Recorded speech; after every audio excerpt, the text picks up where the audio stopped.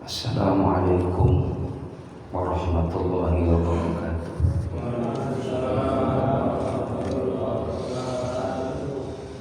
Bismillahirrahmanirrahim. Bismillahirrahmanirrahim. Bismillahirrahmanirrahim.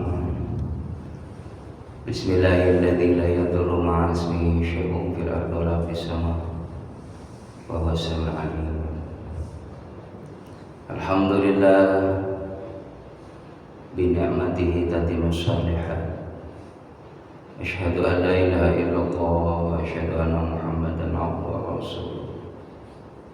Allahumma shalli wa sallim ala sayyidina Muhammad wa ala alihi wa sahbihi ajma'in. Qala Allah Ta'ala fi kitabihil karim. Bismillahirrahmanirrahim. Lan tanalul birra hatta tunfiqu mimma tuhibbun. Ila akhir ayat. Wa qala ta'ala ayatan fi ayatil ukhra. Ya ayyuhalladzina amanu taqullaha haqqa tuqatih wa la tamutunna illa wa antum muslimun. Wa qala Nabi sallallahu alaihi wasallam yusabul ma'ruma aman ahabbat. Sadaqallah sadaqa Rasulillah sallallahu alaihi wasallam. Ketua DKM beserta pengurus Masjid Jami Al-Hikmah rahimakumullah, juga para asatidz, para hujjaj, para orang tua yang saya muliakan. Tentunya kita selalu menjadikan puja-puji serta syukur pada Allah Subhanahu wa taala atas limpahan taufik, inayah, hidayah dan keberkahannya. Kita bisa melaksanakan sholat maghrib secara berjamaah, dilanjutkan dengan taklim. Semoga rangkaian ibadah kita yang kita lakukan menjadikan wasilah kita dijaga iman, Islam, ihsannya oleh Allah Subhanahu wa taala sampai akhir hayat kita, dan kita pun mudah-mudahan diberikan keistimewaan oleh Allah. Kita dipilih oleh Allah memperoleh hadiah yang istimewa, yaitu husnul khatimah. Amin ya Allah. Allahumma sholli ala Muhammad. Salawat dan salam semoga terlimpah curahkan keharibaan Nabi kita Muhammad sallallahu alaihi wasallam yang kita harapkan syafaatnya. Jamaah rahimakumullah, hadiah Fatihah buat orang yang sudah mendahului kita, terkhusus jamaah Masjid Al-Hikmah, juga orang tua kita, guru-guru kita. Semoga menjadikan kuburnya Allah min riyadil jinan, taman dari taman surganya Allah Subhanahu wa taala. Al-Fatihah. A'udzubillahi minasyaitonir rajim. Bismillahirrahmanirrahim. Alhamdulillahirabbil alamin arrahmanir rahim maliki yaumiddin. Iyyaka na'budu wa iyyaka nasta'in ihdinas shiratal mustaqim. Shiratal ladzina an'amta 'alaihim ghairil maghdubi 'alaihim waladdallin. Juga saudara-saudara kita yang sedang menunaikan ibadah haji, dan kita semua yang mendoakan semoga diizinkan oleh Allah Subhanahu wa taala, dimurahkan rezekinya untuk bisa ziarah ke Mekah Madinah beserta keluarga besar kita, sahabat-sahabat kita, saudara-saudara kita. Bi barakati Al-Fatihah. A'udzubillahi minasyaitonir rajim. Bismillahirrahmanirrahim. Alhamdulillah rabbil alamin arrahmanir rahim maliki yaumiddin. Iyyaka na'budu wa iyyaka nasta'in ihdinas siratal mustaqim siratal ladzina an'amta 'alaihim ghairil maghdubi 'alaihim waladdallin. Jamaah yang dimuliakan oleh Allah,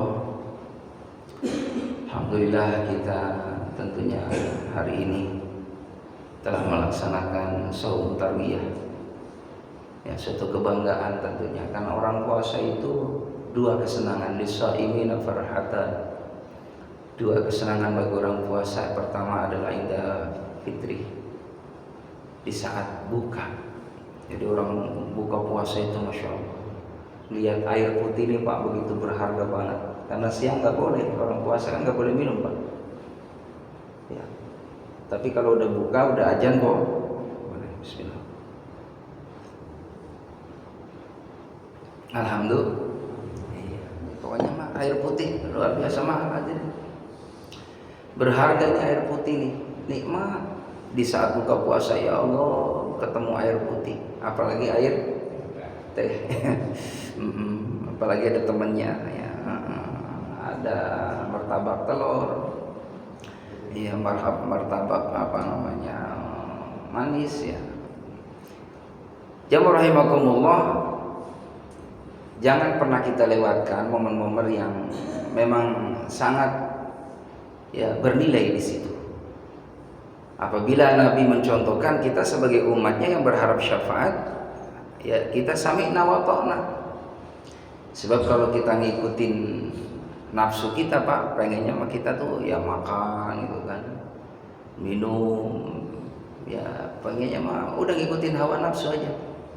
Tapi perlu kita kendalikan, wa nahan nafsa 'anil hawa fa inna jannata hiyal ma'wa. Barang siapa yang bisa mengendalikan hawa nafsu, maka tempatnya adalah surga. Nah, kita nih orang yang puasa tarbiyah termasuk orang yang akan diberikan keistimewaan, insyaallah dapat surganya Allah. Amin. Ya, yang mana pahalanya orang yang puasa tarbiyah itu sama dengan ibadah 1 tahun. Nah, itu ibadah 1 tahun yang benar-benar diterima sama Allah. Nah, kalau kita nih ibadah setahun, Allah alam bisawab kan. Mungkin ada yang sholatnya kita di akhir waktu, ya kan, baca Qur'annya masih ya banyak yang terlewat, sodakohnya juga sama, kadang qiyamul lail juga sering ditinggal, doanya ditinggal, sodakoh apalagi kita jarang, ya kan. Maka dalam 1 tahun itu jamaah rahimakumullah mungkin banyak kekurangan amal ibadah kita, tapi dengan puasa tarwiyah Allah berikan pahala seperti ibadah 1 tahun. Nah, besoknya yaitu saum Arafah. Kita niatkan ya, aku niat berpuasa pada hari Arafah sunnah karena Allah, yang mana pahalanya Allah akan berikan seperti orang yang ibadah sanatain 2 tahun. Jadi pahalanya lebih gede besok. Dan itu jamaah rahimakumullah hari yang mustajab kalau kita berdoa. Di saat saudara kita sedang wukuf di sana, kita bantu dengan doa. Nah, kita nih lagi puasa, doanya orang puasa makbul. Nah, di sana mah orang haji mah lagi nggak puasa, emang nggak boleh puasa orang lagi haji mah, orang lagi wukuf. Gitu. Nah, kita nih yang disunahkan, kita yang di tanah air. Niat puasa Arafah, bantu doa buat mereka supaya dikasih kemudahan, karena finalnya di situ wukuf di Arafah. Nah, kita orang yang puasa Arafah jamaah rahimakumullah ikut juga berdoa sebagaimana saudara kita di sana sedang berdoa. Jadi ba'da zuhur, habis selesai mendengarkan khutbah, itu banyak muhasabah, banyak baca Quran, banyak berzikir, banyak berdoa. Kita pun sama di sini, banyak berzikir, banyak berdoa, karena doanya sama mustajab. Di hari Arafah itu mustajab. Bayangin jamaah rahimakumullah, nah kita juga sama sedang melakukan ibadah, sedang di sana, seakan-akan ngebayangin pengen rindu ya berada di Mekah, di Madinah. Maka di hari yang mustajab itu ketika kita munajat, mudah-mudahan dikabul sama Allah. Amin ya rabbal alamin. Arafah juga itu maknanya adalah bertemu. Jadi kata ulama, insya Allah orang yang puasa Arafah mudah-mudahan ketemu lagi sama Arafah tahun depan. Amin ya rabbal alamin. Jadi jamaah rahimakumullah, itu harapan kita. Jamaah rahimakumullah, berjalannya waktu memang begitu cepat. Dunia ini cepat, singkat, nggak lama. Ya, kalau ibarat buka kancing, apa seperti inilah kehidupan ini di dunia ini. Jadi masang kancing, buka kancing, cepat. Itulah hidup. Maka jangan pernah kita sia-siakan, kecuali harus kita pergunakan sebaik mungkin. Hidupkan sunnah-sunnah Nabi Muhammad SAW. Di antaranya kalau di bulan Zulhijjah, bagusnya dari tanggal 1 sampai tanggal 9. Kalau kita kuat mah Pak, ya terus puasa gitu senang, silakan puasa 9 hari. 9 hari zikirnya la ilaha illallah dari tanggal 1. La ilaha illallah, la ilaha illallah dari tanggal 1 sampai tanggal 9. Mau disempurnain, la ilaha illallah wahdahu la syarikalah, lahul mulku wa lahul hamdu wa yumiitu wa huwa ala kulli syai'in qadir dari tanggal 1 sampai tanggal 9. Nanti ba'da asarnya besok baru takbiran. Jadi takbiran itu sunnahnya ba'da asar di tanggal 9 dengan takbiran yang lengkap ya, itu dianjurkan baik di rumah atau di masjid, silakan takbiran. Kapan takbiran? Ya Idul Adha sampai hari tasyrik, berakhirnya ba'da asar 3 hari itu. Jadi Yaumun Nahr tanggal 10 ya, dari tanggal 9 ba'da asar, tanggal 10, 11, 12, 13 itu disunnahkan kita takbiran. Baik selesai sholat fardu pun, Assalamualaikum warahmatullahi wabarakatuh, Assalamualaikum warahmatullahi wabarakatuh, langsung takbiran ya 3 kali Al-Fatihah. Kalau misalnya mau disempurnain zikir seperti biasa boleh. Selesai takbiran 3 kali, Astaghfirullahaladzim alladzi la ilaha wal hayyul qayyum wa atubu ilaihi sampai selesai subhanallah 3 boleh. Gitu. Jadi jangan sampai ditinggal takbirannya selama 3 hari. Nah, beda dengan Idul Fitri. Kalau Idul Fitri selesai khotib turun dari mimbar udah nggak ada takbir lagi, nggak ada takbiran lagi. Kalau Idul Fitri. Jadi Idul Fitri dengan Idul Adha itu dibedain. Jadi jangan seneng ya lagi seneng takbiran di Idul Fitri ya sholat zuhur takbiran ya itu nggak nyunah karena nggak ada dasarnya. Kalau Idul Adha boleh. Jadi jemaah yang dimuliakan oleh Allah Subhanahu wa taala, maka bagi kita yang berkurban tentunya udah pada niat kan, yang berkurban nih dari tanggal 8 udah punya simpanan uang. Nah, dari tanggal 9 sampai nanti pemotongan hewan kurban, yang berkurban jangan motong kuku dulu. Jangan motong kuku, jangan potong rambut, jangan donor darah dulu. Nah, karena itu jadi saksi di hadapan Allah. Rambut kita Pak. Nah, kalau kita potong rambutnya sebelum pemotongan hewan kurban, nah ini nggak jadi saksi, udah di tukang cukur sono. Begitu Pak. Jadi sunnahnya jangan dicukur dulu rambutnya, nah, termasuk kukunya. Gitu. Ini yang berkurban. Kalau yang nggak kurban Bapak nggak apa-apa. Iya, jangan ikut-ikutan. Kenapa Bapak nggak potong rambut? Ntar habis itu pemotongan hewan kurban nggak kagak nyunah. Yang nyunah itu yang berkurban. Jadi tunggu dulu sampai ya selesai pemotongan hewan kurban. Dan sunahnya yang berkurban itu kalau memang bisa motong sendiri. Nah, motong sendiri. Karena kita belum tahu ilmunya, ya nitip ke Pak Ustadz. Pak Ustadz, ini nitip kurban atas nama si fulan. Disebutkan buat siapa ini tujuan korbannya. Begitu, maka tadi Pak Ustadz pun niatnya untuk si fulan. Kita saksikan itu sunnah. Maka darah yang mengalir terus lagi itu ya bulu-bulu tadi ya hayawan tadi itu jadi saksi di hadapan Allah nanti di akhirat. Makanya usahakan yang paling bagus kalau kita berkurban di jalan Allah, kalau memang duitnya ada. Kalau nggak ada ya kembali kepada kemampuan kita. Jemaah rahimakumullah, apa manfaat kita berkurban? Satu, agar kita senantiasa ya mendapatkan kecintaan dari Allah. Ini pembahasan yang terdahulu sudah saya sampaikan. Lalu yang kedua adalah bagaimana kita untuk senantiasa mendekatkan diri kita kepada Allah, taqarrub kepada Allah. Jadi makanya korban itu maknanya adalah ya mendekatkan diri kita kepada Allah Subhanahu wa taala. Agar kita ini terus ya ditatap sama Allah, dibimbing sama Allah, selalu diberikan petunjuk oleh Allah, ditolong oleh Allah. Maka dengan cara berkurban itulah insya Allah kita akan selalu mendapatkan pertolongan dari Allah Subhanahu wa Ta'ala.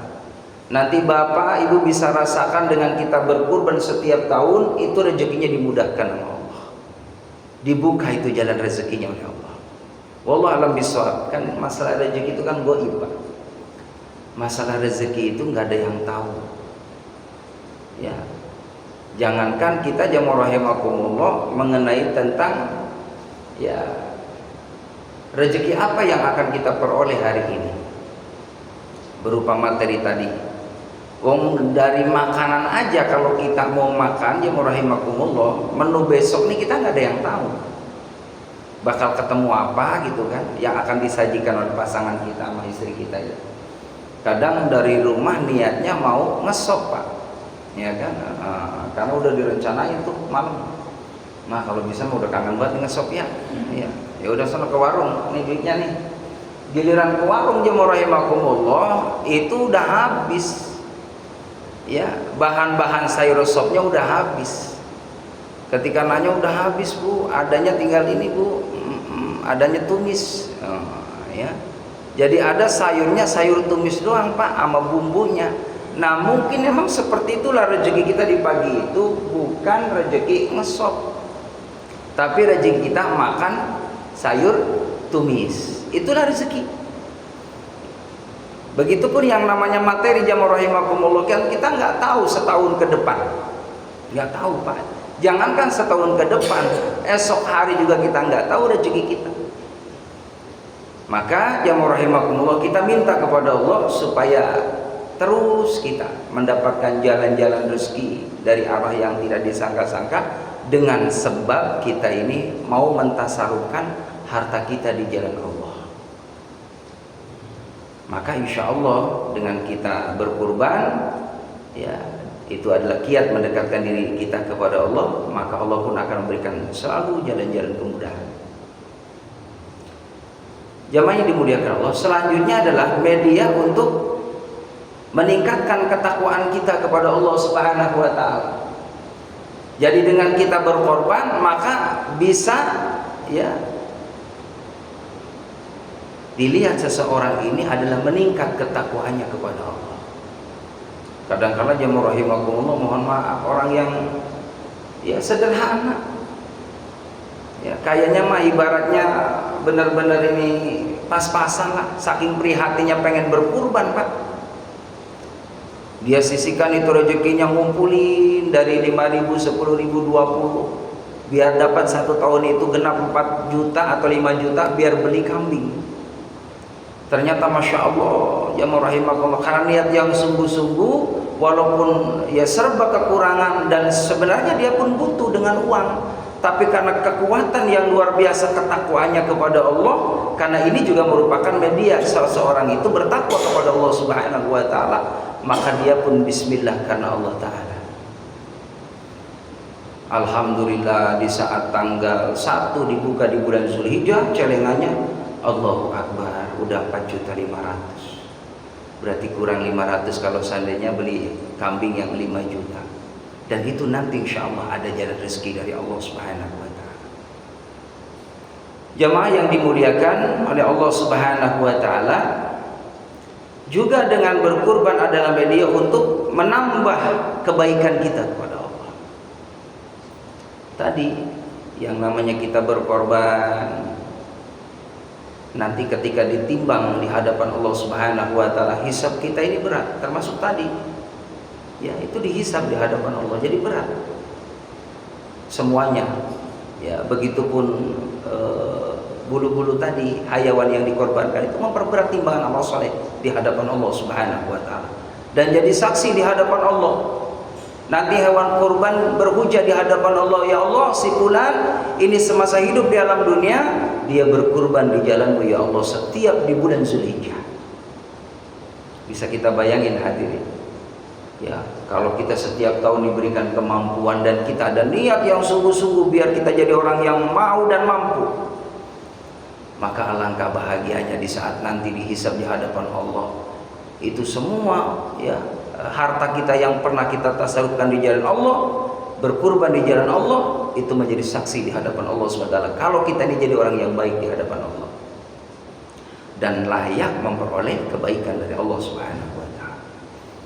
Seorang sahabat bertanya kepada Rasulullah, yaitu Zaid bin Arqam, "Ya Rasulullah, apa sih manfaatnya berkorban?" Kata Rasulullah, berkorban itu sunnah Nabi Ibrahim alaihissalam. Millata Ibrahim hanifah, ngikutin jalannya Nabi Ibrahim alaihissalam. Kalau Nabi Ibrahim, beliau setiap kurban itu 300 domba, 100 kan ya 100 unta. Bayangin Pak, 100 onta ya 300 domba. Ini kayaknya mohon maaf belum ada nih ya, di kita nih belum ada. Jangankan ratusan onta Pak, iya satu sapi aja masih 7 orang. Iya masih 7 orang gitu ya. Itu Nabi Ibrahim setiap tahun hadirin.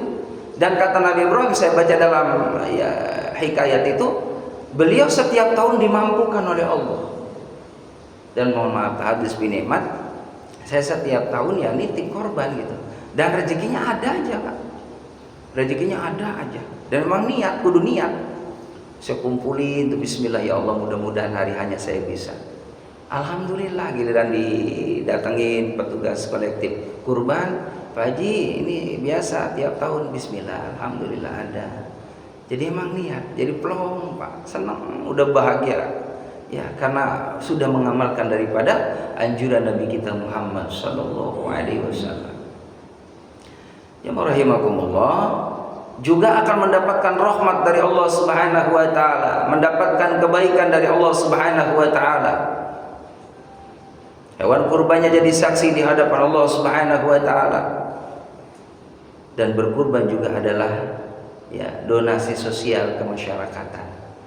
Jadi nanti ketika ya, hewan kurban dibagikan, ya rahimakumullah, ini untuk umum, bukan hanya kalangan fakir miskin, tapi juga boleh kita bagikan orang yang kaya, boleh, karena sosial.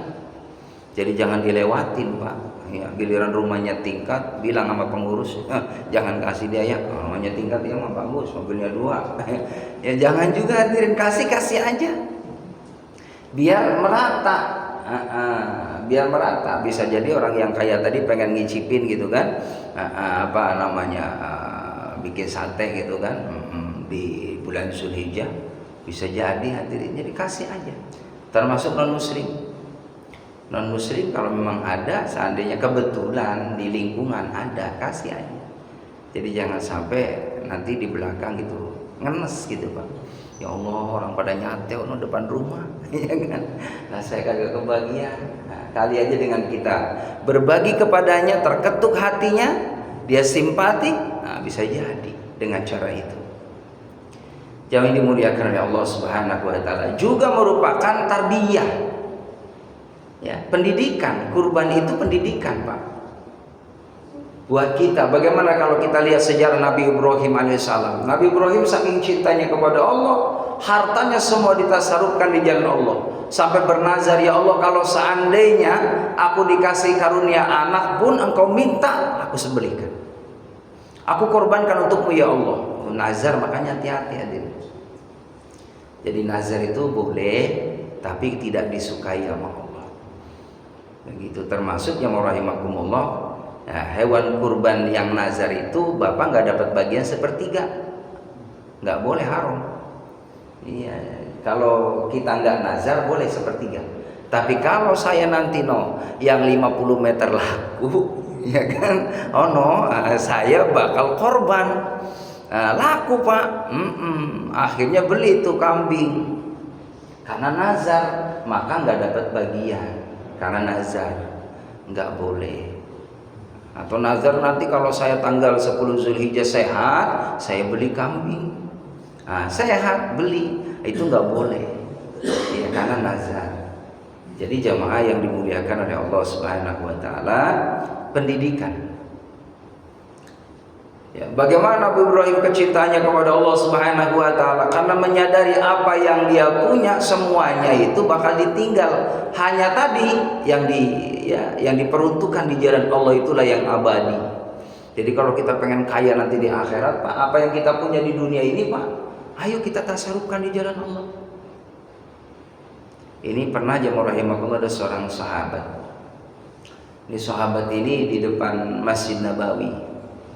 Ini sahabat jamaah rahimakumullah ya, punya kebun namanya Beroha. Kebunnya ini kebun kurma, Pak. Ini terkenal di Madinah ini. Jadi kebunnya bagus, panennya bagus, ya. Terus di situ ada sumur, ya, ada air alami. Kalau diminum tuh segar. Nabi datang ke situ, ya rahimakumullah. Kalau lagi haus, lagi pengen nyantai, Rasul deketin sahabat tadi, numpang istirahat di situ. Ngobrol-ngobrol sama yang tukang kebun tadi sama sahabat, nih sahabat. Subhanallah, ini kebun luar biasa ini. Bagus banget, ya. Ya, kayaknya kalau seandainya banyak orang yang diberikan kemudahan, ya, dengan kurma Anda ini, ya, artinya engkau bisa menolong mereka, ya Rasul, ya sahabat, engkau tentunya luar biasa pahalanya. Ya, maka jamaah rahimakumullah, di saat itulah sahabat tadi terketuk hatinya. Ya Rasul, kalau begitu saya pengen mewakafkan kebun saya. Maka ya Bayroha itu kebun tadi diwakafkan, ya, untuk kemaslahatan umat Islam. Maka kata Rasulullah, wahai sahabat, apakah ada saudaramu yang memang kategorinya adalah fakir miskin, yang artinya butuh dibantu olehmu? Ada ya Rasul. Maka utamakan dari hasil ini juga kau perhatikan saudara. Itulah yang ayat Allah turunkan di dalam Al-Quran itu, setelah wabil walidaini ihsana wabidil qurba, orang yang dekat dulu, Pak. Kalau kita nolong saudara, ya, saudara muslim mau berinfak bersedekah, kita lihat dulu keluarga kita ada nggak yang kategorinya dia memang sangat butuh dibantu oleh kita. Wabidil qurba, orang yang terdekat dulu. Maka kata sahabat tadi, ada ya Rasul. Maka ya berikan kepadanya agar mereka dalam kondisi tidak mendapatkan kesulitan. Berikan kemudahan. Dari hasil ini ya Rasulullah, boleh kamu berikan. Itu dinilai sedekah di mata Allah Subhanahu wa taala. Jadi kalau kita mau nolong itu, jamaah rahimakumullah, kita lihat keluarga terdekat kita dulu. Apakah ada paman kita fakir miskin, ya kan? Atau mungkin kakak adik kita yang butuh, ya, daripada supaya dia, ya, ekonominya mapan, dan kita mampu bantu mereka, keluarga yang terdekat dulu, kata Nabi Muhammad. Kalau emang ada anak yatim yang terdekat dulu dari kita, kan ada kalanya mungkin keponakan, ya kan, sepupu dan lain sebagainya. Itu prioritas orang yang lebih dekat dulu. Wabidil qurba, orang yang lebih dekat. Jamaah yang dimuliakan oleh Allah Subhanahu wa taala, jadi kembali bahwa kurban itu adalah merupakan pendidikan, ya. Melatih diri kita menjadi orang yang lebih mengutamakan kecintaan kita kepada Allah Subhanahu wa taala. Ayakhtaru ridha habibi ala ridha ghairi, memilih ridho kekasihnya daripada ridho yang lainnya. Kalau ngikutin sayang kan.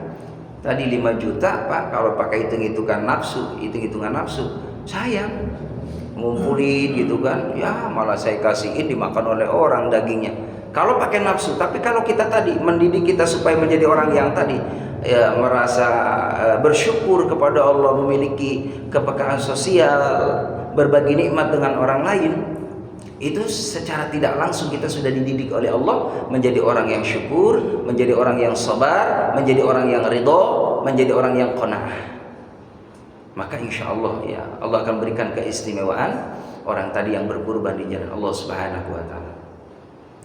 Juga jamaah yang dimuliakan oleh Allah Subhanahu wa taala, manfaat berkorban juga merupakan, ya, bagaimana, ya, supaya kita menjalin persaudaraan terhadap, ya, satu dengan yang lainnya. Kita kumpul di suatu masjid bareng kumpul di sana, jamaah rahimakumullah. Lalu kita pun berbagi bersama-sama, gotong royong bersama-sama. Ini Masya Allah, ini menjalin persaudaraan, ada ukhuwah di sana. Itu manfaatnya. Terus kita silaturahim ke rumah-rumah, semua dengan rata. Ini suatu pendidikan buat kita yang luar biasa manfaatnya. Juga jamaah yang dimuliakan oleh Allah Subhanahu wa taala, pembersihan diri. Jadi orang yang berkorban itu dia termasuk orang yang membersihkan hartanya. Makanya di dalam Al-Quran itu kan jelas, Inna a'tainakal kautsar, sungguhnya nikmat Allah tuh begitu banyak. Fasholli li rabbika wanhar, maka sholatlah untuk Tuhanmu, ya, wanhar, dan berkurban. Ini kan satu paket. Jadi kalau kita diberikan keluasan rezeki dari Allah, nikmat yang banyak, setelah kamu ibadah kepada Allah, jangan lupa berkurbanlah di jalan Allah. Supaya apa? Kalau kamu punya harta, hartanya disucikan oleh Allah Subhanahu wa Ta'ala. Ya, bersih lahir batin. Jadi jamaah rahimakumullah, ibadah kurban ini menyangkut ibadah, ya, dimensi ruhiyah maliyah. Ruhiyah maliyah. Ya, kalau sholat itu kan jasadiyah ruhiyah. Kalau puasa jasadiyah ruhiyah. Kalau syahadat jasadiyah ruhiyah. Kalau zakat, ya, ruhiyah maliyah. Termasuk kurban itu adalah maliyah ruhiyah. Kalau haji 3, jasadiyah, ruhiyah, maliyah. Makanya orang haji mah udah luar biasa, Pak, udah sempurna. Orang haji mah hadisnya juga jelas, orang yang hajinya mabrur tidak ada balasan kecuali surga. Jadi kalau pengen ngarepin surga, Pak, kita mampu haji. Cuman haji itu wajibnya satu kali. Jadi kalau Bapak mampu, ya, mau umroh aja, jangan haji lagi, kasihan yang nunggu. Yang nunggu 20 tahun, Pak. Nah, Bapak udah haji lagi baik gitu, ya. Begitu. Tapi kalau seandainya uangnya berlimpah, boleh. Kan ada haji itu kan reguler, ya, eksekutif, ya. Ada lagi haji furoda. Iya, haji yang daftar bulan ini, Pak. Di Syawal nanti berangkat itu, akhir Syawal atau awal Zulqa'dah. Itu 300 juta, Pak. Iya, kecil apa ya? 300 juta, Pak, kecil. Tapi jangan jual rumah. Iya, karena 300 juta pengen haji furoda, jual rumah. Iya, lakunya 350 juta. Kan masih ada sisa. Cuman jamaah rahimakum, jangan nekat juga. Harus, ya, diperhitungkan matang-matang. Ini beda, ada ceritanya nih jamaah rahimakumullah. Ini mudah-mudahan cerita ini sampai jam 7 ya, Pak, ya. Ini panjang banget ceritanya, Pak. Ya, saya cerita di Masjid Sono mah sejam setengah. Mudah-mudahan sampai. Bismillah.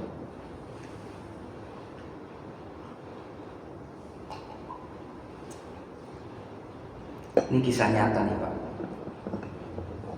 Ceritanya ada suami istri yang dia rumah tangga, kurang lebih ya hampir 60 tahun, Pak, nggak punya anak. Maka jamaah rahimakumullah sepakat nih suami istri, kita punya rumah aja ya, anak nggak punya. Ini kalau kita jual, kita haji dulu deh, biar kita menghadap Allah pun kita udah haji, udah nggak apa-apa, nggak bawa apa-apa. Ini kok meninggal ditinggal rumahnya, begitu. Nanti sisanya buat masjid, sisanya. Jadi jamaah rahimakumullah, bener, Pak, ini sepakat berdua nih, diiklanin tuh rumahnya, rumah dijual cepat tanpa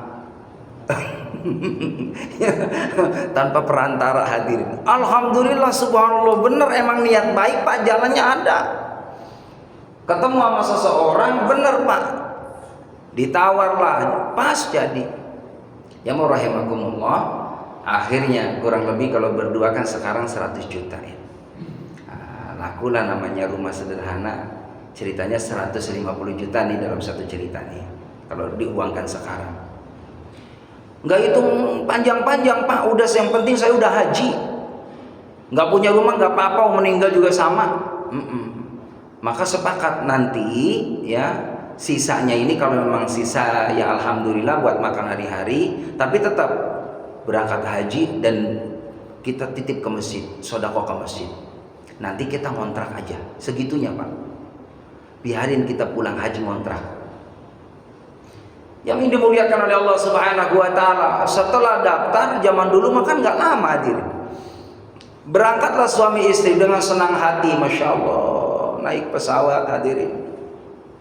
Iya, kata orang tadi gitu kan, suami istri ya, jual 150 juta juga enggak rugi ya, mah, orang naik pesawat juga gitu kan. Ya, namanya orang kampung, ya. Orang kampung kan lihat pesawat kan melu gitu ya.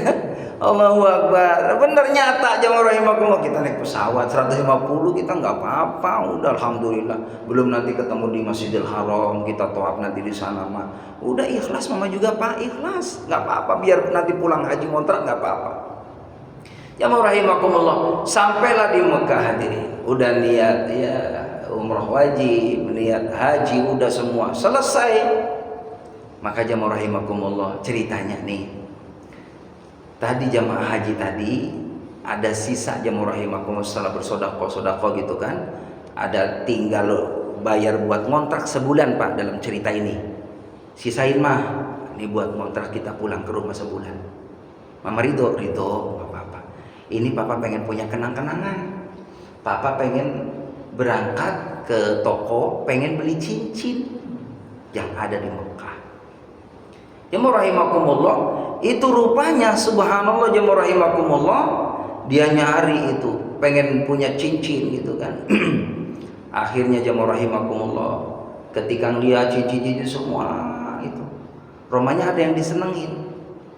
Nah, ono Tuhan, ya saya pengen cincin yang ono. Ya, itu harganya berapa? Ya kurang lebih 50 real. Waduh, cuman saya kurang duitnya. Ada 40, yang sisanya kan buat kontrak. Nah, maka dengan polosnya saya nggak punya duit lagi. Cuma saya senang banget sama ono. Bisik-bisik bener, nggak ada lagi, nggak ada. Ada juga persiapan buat di kampung di rumah. Adanya berapa? Ya ini uang segini. Udah bawa nggak apa-apa. Dibungkuslah cincin jamaah rahimakumullah. Ya udah pulanglah ceritanya ke maktab. Oh senangnya kan namanya cincin dari Mekah gitu kan, masya Allah cakep banget. Biarin nggak punya harta benda, yang penting saya punya kenang-kenangan dari Mekah. Yang dimuliakan Allah Subhanahu Wa Taala. Selesailah itu musim haji, pulang itu suami istri. Jamaah rahimakumullah, fitranya kalau lihat rumah dia gitu kan, segot ya Allah bertahun-tahun rumah ini saya ngumpulin gitu kan, ternyata udah dilepas. Kita udah mulai merintis lagi ngontrak, ya mah nggak apa-apa, bismillah ngontrak. Sebulan hadir jamaah rahimakumullah. Ya kerja serabutan gitu kan. Ya artinya ya ada yang makan, nggak ada ya sabar. Suatu ketika jamaah rahimakumullah ini kepepet, jamaah rahimakumullah kepepet, bingung nih, nggak ada yang dijual. Malam-malam nggak tidur-tidur, ngomong sama istrinya, mah gimana besok kita pengen makan tentunya kan. Udah mau bentar lagi bayar kontrakan ini habis gitu kan. Kita gimana kalau cincin dijual aja? Emang papanya ridho, ya habis gimana lagi? Nggak ada lagi harta kita, nggak ada lagi. Ya mau rahimakumullah, berangkatlah jamaah yang dimuliakan oleh Allah Subhanahu Wa Taala ke suatu pasar. Apa yang terjadi jamaah yang dimuliakan oleh Allah Subhanahu Wa Taala? Ini ketika ditawarin, wallahu alam bisawab, dalam cerita ini orang yang tukang toko emas ini, toko jual cincin ini, romannya sama orang-orang yang memang sudah dipilih oleh Allah Subhanahu Wa Taala. Ini orang sudah merindukan ketika seorang tadi jamaah haji menawarkan cincinnya, itu langsung klik di hati. Ya Allah, ini bukan sembarang cincin, nggak ada di Indonesia ini. Ini cincin luar biasa. Jamaah rahimakumullah, akhirnya mau jual berapa Pak? Terserah Tuhan, terserah Mas berapa ininya, beraninya.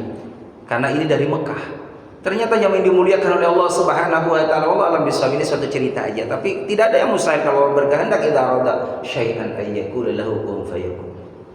Maka di suatu toko besar tadi jamaah yang dimuliakan oleh Allah Subhanahu Wa Taala, diam-diam itu orang yang naksir cincinnya orang jamaah haji tadi, ketika dibungkus uangnya jamaah yang dimuliakan oleh Allah Subhanahu Wa Taala, nanti kata dia, udah Bapak saya ikhlas ngebeli cincin ini, jangan jangan dilihat. Bapak pun juga nawar ke sini terserah, saya pun bayar terserah. Nanti silakan Bapak dibuka di rumah. Setelah pulang jamaah yang dimuliakan oleh Allah Subhanahu Wa Taala ke kontrakannya dengan lemes gitu kan, masya Allah, antara haru dan bahagia, dia ketuk pintu, assalamualaikum, waalaikumsalam, alhamdulillah cincinnya laku mah, nggak tahu nih dikasih sama Tuhan itu. Orang itu dia juga nggak mau beberapa yang ngargain ya cincin saya ini. Ternyata ya udah yuk kita buka. Ketika dibuka jamaah rahimakumullah, isi amplop tadi, Allahu Akbar, biisnillahi ta'ala, harga sebesar rumah yang dijual itu ketika akan melaksanakan ibadah haji. ketika dibuka 150 juta hadirin. Wallahu a'lam bishawab. Dengan harunya, dengan nangisnya, "Mah, ini uang dari mana ini? Kok segitu besarnya?" Inilah kalau Allah berkehendak, idza arada syai'an ayyakula lahu kun fayakun.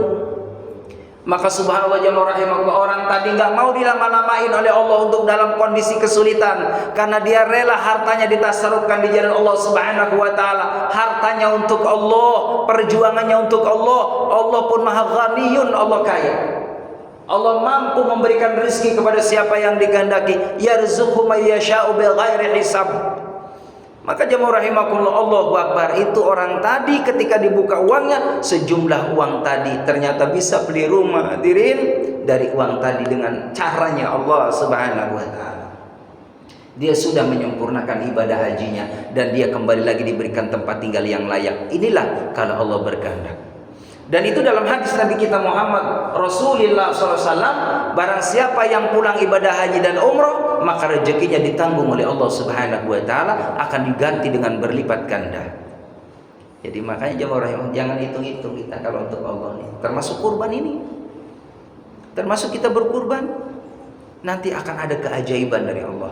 Wallahu a'lam bishawab. Paling tidak jemaah rahimakumullah tadi untuk membersihkan lahir dan batin. Kalau mungkin ada penyakit pada tubuh kita, bisa jadi dengan berkurban disehatkan oleh Allah. Kan kata Rasulullah begitu, wa mardukum bisadaqah, obati penyakitmu dengan sedekah. Kalau ada orang punya penyakit susah dapat obat, yang rahimakumullah, ternyata obatnya ada pada diri kita, ikhlas karena Allah, kita sedekah. Membantu orang yang dalam kondisi kesulitan, bisa jadi itu menjadikan obat buat kita yang sakit, dan Allah memberikan kesembuhan dengan asbab sedekah. Itu hadis Nabi kita Muhammad sallallahu alaihi wasallam. Selanjutnya jemaah rahimakumullah adalah membentuk pribadi yang syukur nikmat. Terus kita bersyukur kepada Allah, alhamdulillah, alhamdulillah. Makanya ulama mengajarkan, usahakan setiap ba'da asar kita puji Allah minimal 100 kali. Alhamdulillah, alhamdulillah, alhamdulillah, alhamdulillah, alhamdulillah. Ba'da subuh 100 kali alhamdulillah, alhamdulillah, alhamdulillah. Karena kalimat tahmid ini apabila dibandingkan dengan kekayaan dunia beserta isinya, kalimat tahmid ini bisa mengalahkan dunia, bisa mengalahkan orang yang kaya raya di dunia ini. Karena jemaah rahimakumullah, dalam satu riwayat, apabila ada seorang yang kaya raya lalu dia tidak pernah memuji Allah Subhanahu wa taala, nilainya orang yang memuji Allah itu lebih istimewa daripada orang yang kaya tanpa memuji Allah Subhanahu wa taala. Jadi kalimat tahmid ini dahsyat hadirin. Makanya saya sudah dawamkan itu setiap ba'da subuh alhamdulillah, alhamdulillah, alhamdulillah, ba'da asar alhamdulillah, alhamdulillah. Ya maknanya dibalik itu jemaah rahimakumullah, kita kenapa nggak bersyukur? Kita masih diberikan panjang umur sama Allah. Sampai ketemu asar, ketemu lagi pagi, pantas kita memuji Allah Subhanahu wa taala.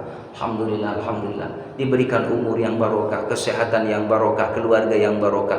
Alhamdulillah, alhamdulillah, alhamdulillah, alhamdulillah, alhamdulillah. Itu juga kalimat thayyibah dan mendapatkan nilai kebaikan di mata Allah Subhanahu wa taala. Jemaah rahimakumullah, dari sini barangkali ada yang perlu ditanyakan, tak dipersilakan.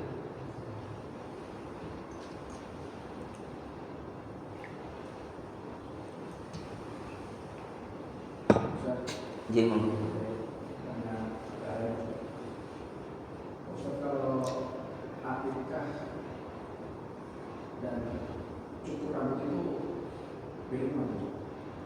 Hukumnya? Ya, jadi hadisnya itu ketika bayi usia 7 hari, maka di situ berikan nama, ya kan? Lalu akikokan, kalau laki-laki 2 ekor kambing, kalau perempuan 1. Lalu dicukur rambutnya, lalu ditimbang. Nah, seberat graman emas itulah rambut kita diberikan kepada fakir miskin. Itu hadisnya. Nah, kapan batasnya? Kata ulama, kalau akikoh itu ya sebelum balik. Jadi kalau laki-laki 15 tahun, kalau perempuan kalau sudah menstruasi. Begitu. Tapi ada suatu keterangan kata ulama, kalau memang kita belum mampu saat itu orang tua kita mengakikahkan kita, saat ini kita mampu, boleh kita mengakikahkan diri kita. Nah, kita mohon izin ke orang tua, karena yang namanya akikah itu kan masih tergadai. Jadi kalau sudah ditebus berarti kita udah bebas. Maka kita izin kalau memang masih ada orang tua kita, ayah bunda mohon izin, saya mau akikoh untuk saya. Ya udah silakan. Saya ngalamin seperti itu Pak, karena memang orang tua saya dulu ya belum sempat atau mungkin belum mampu saat itu, ya saya izin sama orang tua. Ya termasuk orang tua saya juga sama. Ya udah Nang, kalau begitu Bapak juga pengen, saya belikan kambing 2. Ibu juga sama, saya kasih 1. Alhamdulillah. Jadi karena itu tadi, kapan lagi untuk menyempurnakan ya rangkaian ibadah kita di hadapan Allah Subhanahu wa taala, selagi kita bisa ada saat ini lakukan akikah.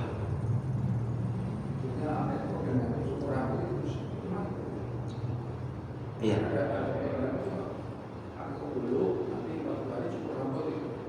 Kalau hadisnya 1 paket. Iya, kalau memang ada rambutnya ya. Cukur rambut kan? Iya itu satu paket. Jadi setelah kita motong hewan kurban, si bayi tadi ada rambutnya, saat itu juga, karena hadisnya 1 paket. Iya, cukur rambut itu. Kadang-kala cuma tradisi kita kan tunggu berapa bulan gitu kan ya. Gitu. Itu ada tradisi seperti itu. Tapi kalau kita lihat hadisnya 7 hari. Hadisnya kalau dikondisikan aja, kalau emang rambutnya nggak ada ya udah nunggu aja, nunggu kayak gitu Pak. Nggak ada rambutnya mau ditimbangin apanya gitu kan ya, begitu. Jadi tapi kan ada kalanya bayi itu lahir udah ada rambutnya banyak. Nah, kalau belum dikondisikan, berarti Bapak akikoh dulu nanti. Nah setelah anak kita sudah cukup gitu kan, cucu kita udah ada rambutnya, udah pantas untuk digundul, gitu kan, baru nanti ditimbang supaya nyunah, supaya sunnah, begitu ya Pak. Ada lagi Pak? Ya baik, kalau sudah paham kita lanjutkan hadirin yang dimuliakan oleh Allah Subhanahu wa taala, bahwa yang namanya berkurban itu adalah bentuk rasa syukur kita kepada Allah Subhanahu wa taala. Lalu pembersihan diri. Ya, pembersihan diri. Ya, supaya kita bersih lahir batin. Dan yang terakhir adalah berharap keberkahan. Nah ini yang kita harapkan, bagaimana dengan kita mengikuti rangkaian-rangkaian ibadah yang dicontohkan oleh Nabi Muhammad Rasulullah SAW, hidup kita ini berkah. Kayak seperti akikoh, itu kan anak kita akikohin. Kalau mau ikutin sayang Pak, 2 kambing bayangin, 4 juta, 8 juta, belum beli ya macam-macamnya 10 juta. Ya kan? Tapi karena kita pengen dapat pahala dari Allah, ngikutin anjuran Nabi Muhammad, bismillah. Iya kan? Kalau akikoh jamaah rahimakumullah, sunnahnya matang Pak dibagiinya. Kalau korban mentah, itu sunnahnya. Jadi jangan sampai akikoh jamaah rahimakumullah dibagikan mentah. Iya, itu kebalik. Ya. Begitu bagusnya matang kalau akikoh itu. Jadi tahu beres saja. Ya tahu beres begitu. Nah kalau korban itu sunnahnya mentahan. Jadi jamaah yang dimuliakan oleh Allah Subhanahu wa taala, dengan kita tadi ya mau menghidupkan sunnah Nabi Muhammad SAW, maka hidup kita ini akan diberikan berkah oleh Allah. Nanti Bapak bisa rasakan, ternyata dibuka rezekinya sama Allah dengan akikoh. Alhamdulillah bisa kok, asal niat. Akikoh bisa, waktunya anak kita mau khitan, bismillah, khitanin anak kita. Mau rame-rame jemaah rahimakumullah, kalau kita ada, jangan pernah perhitungan buat anak kita. Kita alhamdulillah syukuran ya khitanan, seandainya mau ngundang nih warga, minimal warga lah se-RT se-RW ngadain syukuran. Kan begitu. Ya, anak kita khitan, intinya apa, ngundang saudara kita jemaah rahimakumullah, minta didoakan biar anak kita soleh, itu intinya.